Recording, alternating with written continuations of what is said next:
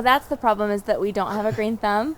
And that's kind of why we need products that are quality, because we're beginners at this, and being new to this home, it has a lot of land. We kind of knew we were buying a plot that had garden in the front, the back, the sides, everywhere, and it was really intimidating to us to feel like we could succeed in planting. So keeping it basic but keeping it high in quality, I think, is the look that we've been wanting. Well, it helps to have everything in the bag to be able to place it where we need to. Yeah. And makes it easier that way. Instead of having to get a dump up front of the house, we can have place the bag where we need it to be. So nice. This is no joke. This is super, I mean, you have more than enough, which is great because we have so much to plant. We've used them in the past. There was plenty. We ended up sharing a bag with our parents one year, and it was great.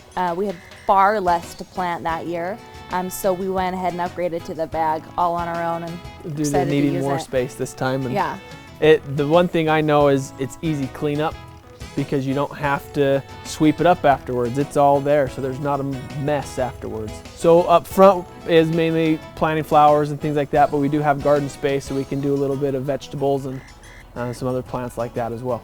Before we moved, we had biograss sod. We did that for our whole yard, and then I've needed to use the reseeding and some fertilizer in other places, and then use their fertilizer as well. So we've used multiple products. I think every property has its unique challenges, but we've noticed that in Mill Creek, there's a lot of ground covering weed. There's a couple different ones that come back every year, and we've been really wanting to turn over some of the soil on this property and love this soil and give it some nutrient-rich top layer, and I think that'll help in years to come, keeping it healthy. I think if we invest in something like this every year, we will see a huge turnaround with some of the weeds that we've been dealing with in this home.